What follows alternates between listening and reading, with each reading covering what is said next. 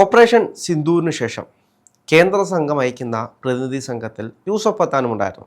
യൂസഫ് പത്താനോട് മമതാ ബാനർജി പോകണ്ട എന്നൊരു നിലപാട് സ്വീകരിക്കാൻ പറഞ്ഞതായി ഇപ്പോൾ പുതിയ വാർത്തകൾ വരുന്നുണ്ട്. അതിൻ്റെ വാസ്തവം എന്താണ്?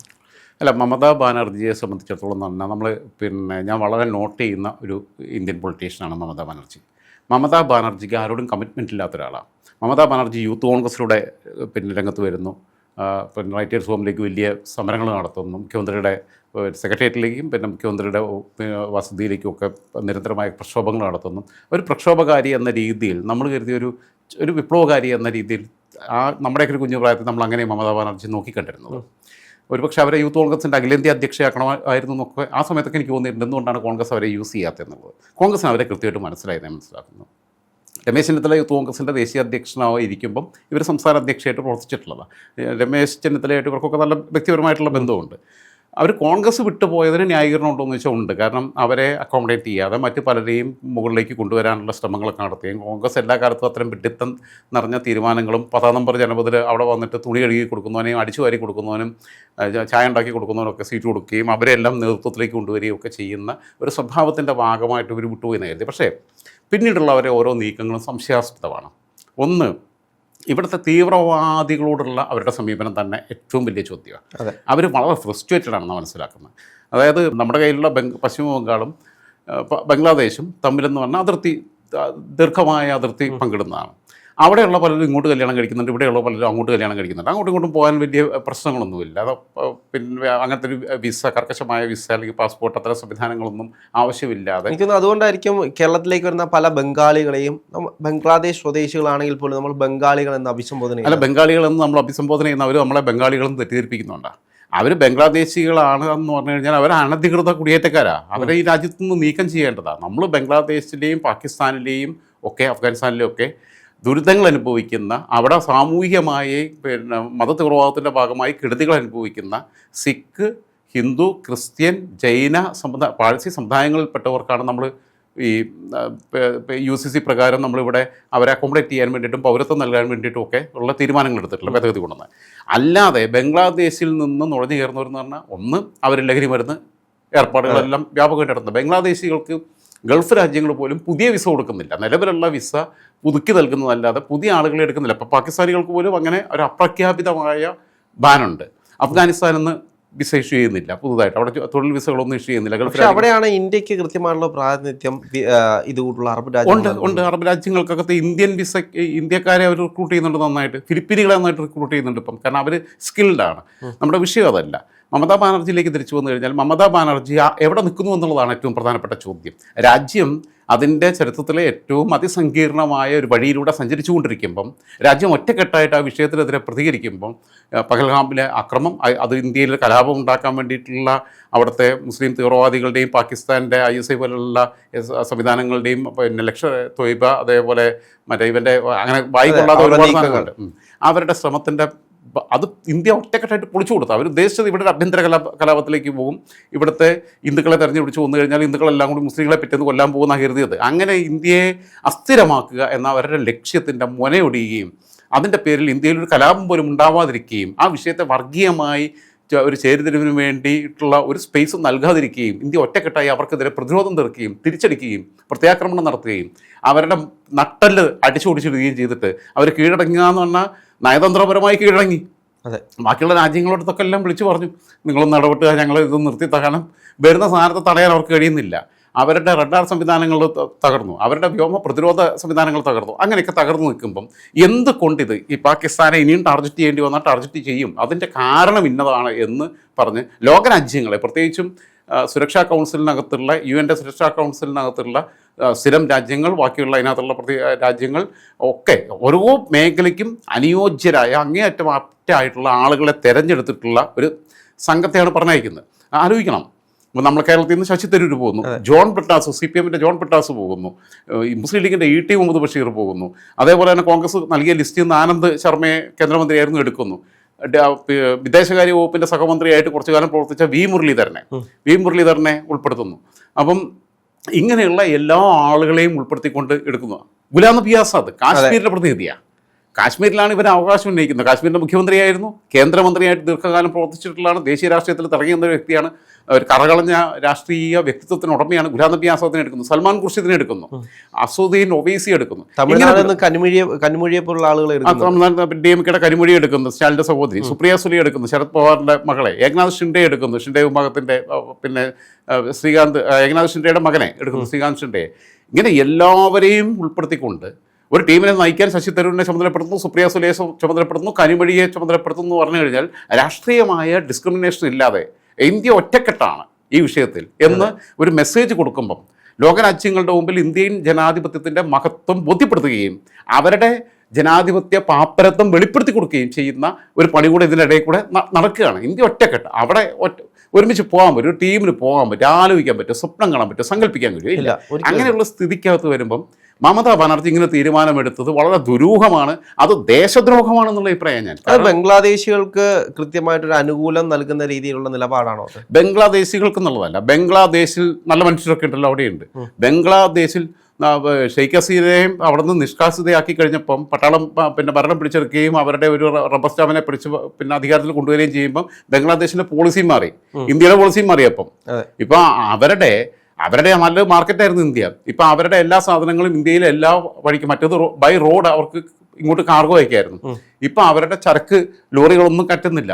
അവർക്ക് ആകെ 2 പോർട്ട് വിട്ടു കൊടുത്തത്, മറ്റേത് എല്ലായിടത്തും അവർക്ക് ഗ്രീൻ ചാനലായിരുന്നു. ആ സംവിധാനം ഇന്ത്യ പൊളിച്ചു കൊടുത്തു. അതിൻ്റെ കെടുതി അനുഭവിക്കേണ്ട അവരാ. ഇന്ത്യക്ക് ഇപ്പോൾ ബംഗ്ലാദേശിൽ നിന്ന് മേടിച്ചിട്ടില്ലെങ്കിൽ ഈ അസംസ്കൃത വസ്തുക്കളോ അല്ലെങ്കിൽ ഫൈനൽ പ്രൊഡക്ട്സോ വേറെ എങ്കിലും രാജ്യത്ത് നിന്ന് അവർക്ക് ഇന്ത്യക്ക് പർച്ചേസ് ചെയ്യാൻ പറ്റും. ഇന്ത്യക്കാർ ഇതൊന്നും ബുദ്ധിമുട്ടിരിക്കുന്നതല്ല, അത്ര വലിയ ദാരിദ്ര്യമൊന്നും അവളുടെ അത്രയും ദാരിദ്ര്യമൊന്നുമില്ല. പക്ഷേ ഇവരവിടെ ഷെയ്ഖ് ഹസീന മാറിക്കഴിഞ്ഞപ്പം എന്തുകൊണ്ട് ഇത്രയും കാലം ഇന്ത്യയെ ഷെയ്ഖ് ഹസീനയെ സപ്പോർട്ട് ചെയ്തു എന്നുള്ളതിൻ്റെ വലിയൊരു തിരിച്ചറിവ് നമുക്കുണ്ടായി. അവിടെയുള്ള ബുദ്ധമതക്കാരെയും ഹിന്ദുമതക്കാരെയും ഒക്കെ ആക്രമിക്കുകയും ബലാത്സംഗം ചെയ്യുകയും കൂട്ടക്കൊലക്കിരയാക്കുകയും വംശഹത്യ നടത്തുകയും ചെയ്തത് നമ്മൾ കണ്ടു. അതിൻ്റെ ഭാഗമായിട്ട് പുറത്തു വന്നിരുന്നു. അതെ. അപ്പോൾ അതുകൊണ്ട് പിന്നെ ബംഗ്ലാദേശ് ചൈനയായിട്ട് ഇപ്പോൾ ചേരാൻ നിൽക്കുന്നു, അല്ലെങ്കിൽ പാകിസ്ഥാനുമായിട്ട്. പാകിസ്ഥാനികളുടെ മനസ്സിൽ പഴയ ശത്രുത കിടക്കുന്നുണ്ട് 71-ലെ. 2 ചൈനയെ സംബന്ധിച്ചിടത്തോളം ചൈനയെ ഡിപ്പെൻഡ് ചെയ്തിട്ട് ഏതെങ്കിലും രാജ്യം രക്ഷപ്പെട്ടിട്ടുണ്ട്. ചൈനക്കാരനെ പിന്നെ ഈ നമ്പ്യാരെ ഊമെന്ന് പറഞ്ഞവനെ ആ പരിപാടി കാണിക്കുള്ളൂ. അമ്മമാർ പിന്നെ വഴിയിൽ ഉപേക്ഷിച്ച് പോകും. കാരണം ശ്രീലങ്ക അതിൻ്റെ കെടുതി അനുഭവിച്ചത്. ശ്രീലങ്കയിലെ പ്രസിഡന്റ് ചൈനയുമായിട്ട് ഒട്ടി നിന്ന് അവസാനം പ്രസിഡന്റിൻ്റെ കൊട്ടാരം ജനരോക്ഷം ഉണ്ടാവുകയും വലിയ സംഘർഷങ്ങൾ ഉണ്ടാവുകയും പ്രസിഡന്റിൻ്റെ കൊട്ടാരം കയ്യേറിയിട്ട് പ്രസിഡന്റിൻ്റെ അടുക്കളയിൽ ഇരുന്ന് ഓംലേറ്റ് ഉണ്ടാക്കുക, പ്രസിഡന്റ് ഉടുപ്പിട്ട് കിടക്കുക, പ്രസിഡന്റ് നീന്തൽക്കുളത്തിൽ കുളിക്കുക, ഇതെല്ലാം വീഡിയോ നമ്മൾ കണ്ടതാണ്.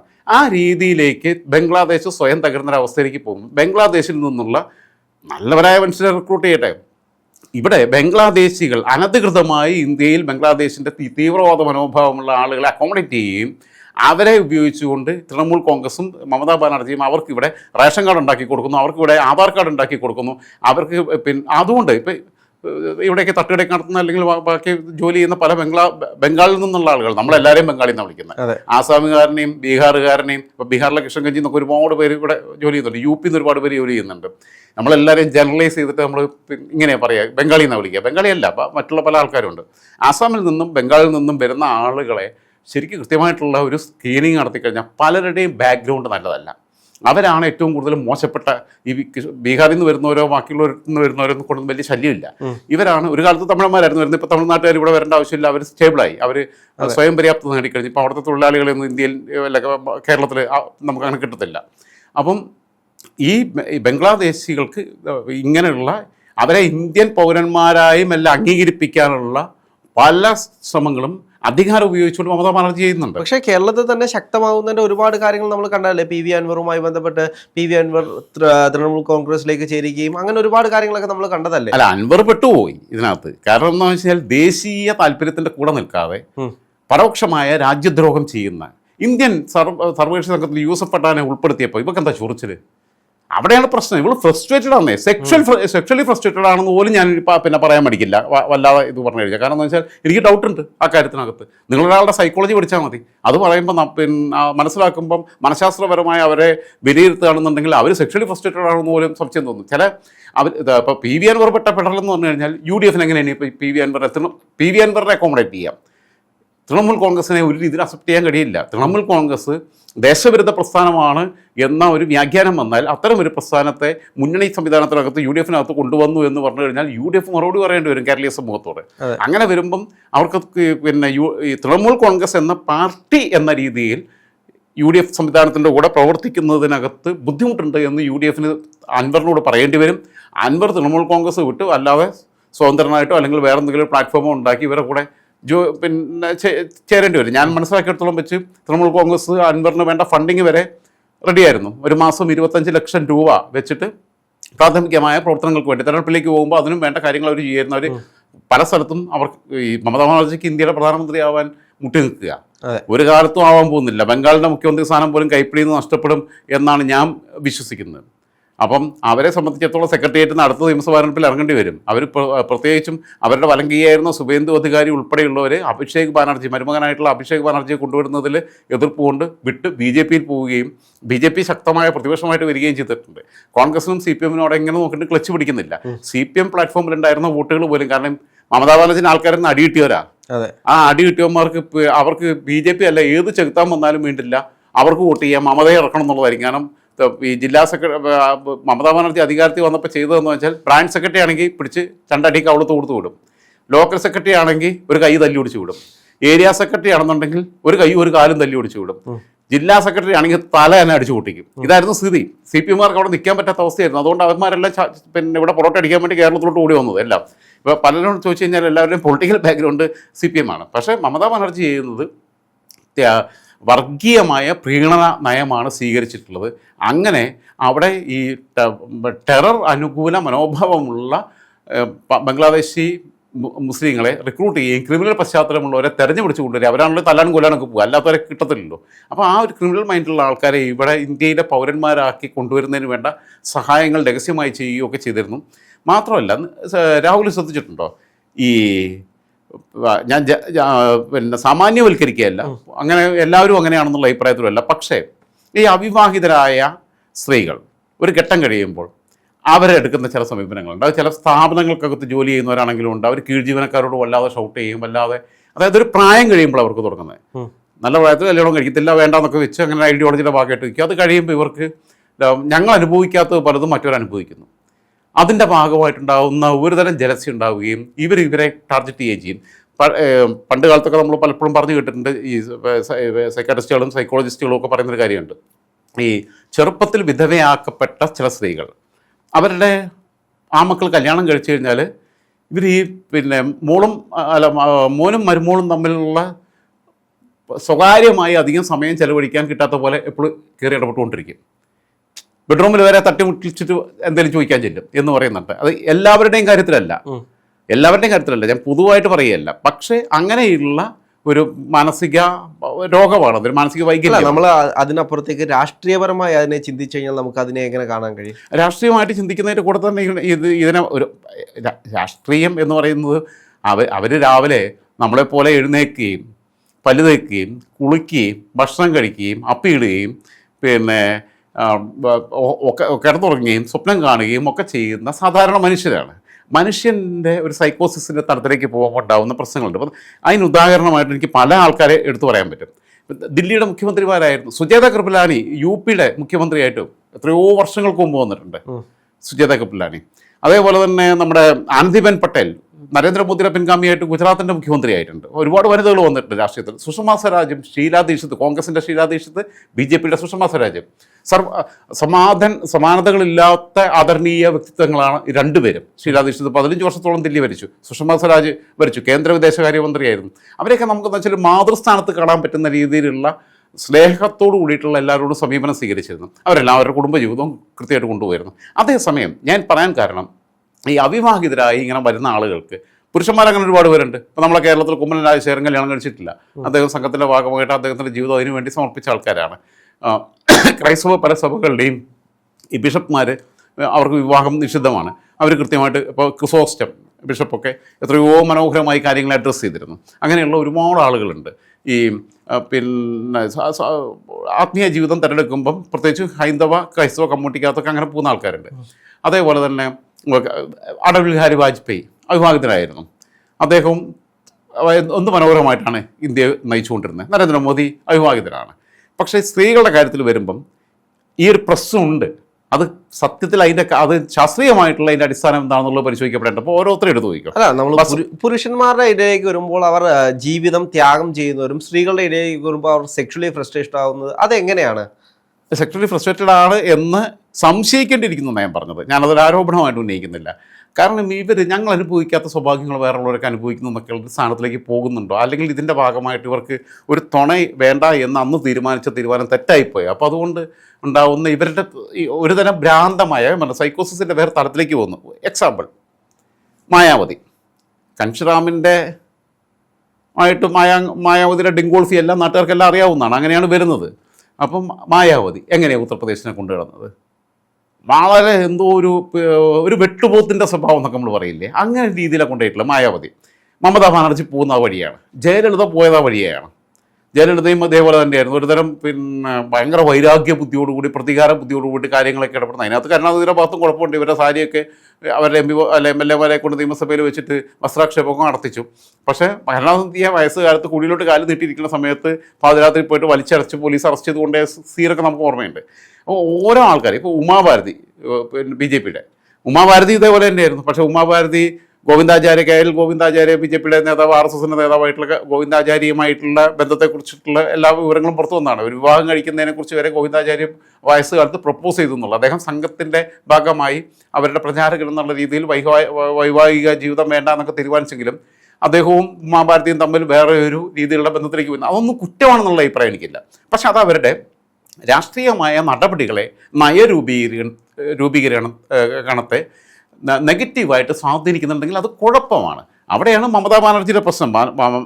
അതേസമയം ഇപ്പം ദില്ലിയിൽ ഞാൻ ഇവരെ മാത്രമല്ല പറയട്ടെ, ഷീലാ ദീക്ഷിതും സുഷമാ സ്വരാജും മാത്രമല്ല, ദില്ലി ഒരു മനോഹരമായ മാതൃകയാണ്. നമ്മൾ കേരളത്തിൽ നിന്നുകൊണ്ട് ചിന്തിക്കുമ്പോൾ ഇന്ന് വരെ വനിതാ മുഖ്യമന്ത്രി വന്നിട്ടില്ല.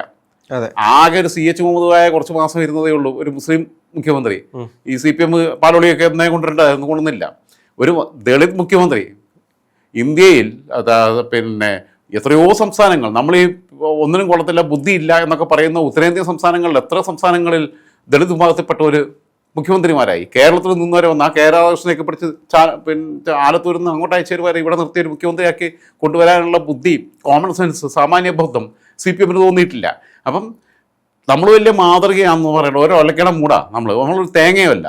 മറ്റുള്ളവർ നമ്മളെക്കാൾ എത്രയോ ഈ കാര്യത്തിനകത്ത് നവോത്ഥാനത്തിൻ്റെ വഴിയിലൂടെ സഞ്ചരിച്ചവരാണെന്നുള്ള അഭിപ്രായം. ദില്ലിയിലേക്ക് വരുമ്പോൾ ദില്ലിയിൽ നമ്മുടെ അതിനിടയ്ക്ക് ഇയാൾ മാറിയപ്പം അതിഷിയെ മുഖ്യമന്ത്രിയാക്കി, കെജ്രിവാൾ മാറിയപ്പം ഇപ്പം രേഖാ ഗുപ്തയെ BJP മുഖ്യമന്ത്രിയാക്കി. അതിൽ വനിതാ മുഖ്യമന്ത്രിമാരെ വന്ന് അത് സംസ്ഥാനമായിട്ട് രൂപീകരിക്കപ്പെട്ടിട്ട് 56 രൂപീകരിച്ചതല്ല, അധികാരത്തെ ചരിത്രമില്ല. അപ്പം അങ്ങനെയുള്ള ഓരോ സ്ഥലത്തും ആനന്ദിബെൻ പട്ടേലിൻ്റെ കാര്യം ഞാൻ പറഞ്ഞു. വസുന്ധര രാജ സിന്ധ്യ BJPയുടെ നേതാവ്, BJPയിലേക്ക് പോയി, കോൺഗ്രസിൻ്റെ ഭാഗമായിട്ട് നിന്നിരുന്നതാണ്. അപ്പം അദ്ദേഹത്തിൻ്റെ മകൻ രാഹുൽ ഗാന്ധിയുടെ വലങ്കൈ ഉള്ള ഒരാളായിരുന്നു. ഒന്ന് രാജേഷ് പൈലറ്റിൻ്റെ മകൻ സച്ചിൻ പൈലറ്റ് രാജസ്ഥാനിൽ നിന്ന്, അതേപോലെ മധ്യപ്രദേശിൽ നിന്ന് മാധവറാവു സിന്ധ്യയുടെ മകൻ, പേരെനിക്ക് വായി കിട്ടുന്നില്ല. എന്തായിരുന്നാലും ഇങ്ങനെയൊക്കെ മാധവറാവു സിന്ധ്യയുടെ സഹോദരിയായിട്ടുള്ള വസുന്ധര രാജ സിന്ധ്യ രാജസ്ഥാൻ മുഖ്യമന്ത്രിയായി. പക്ഷെ അവർ 10 വിവാഹ ജീവിതം അധികാരം നീണ്ടുന്നില്ല, കുഞ്ഞുണ്ട്. പക്ഷെ അവർ ഇപ്പോൾ 73 വയസ്സായി. അവർ ചെറുപ്പത്തിൽ തന്നെ ഡിവോഴ്സായി. പക്ഷെ അവരും ഈ പറഞ്ഞ പോലെ തന്നെയാണ്.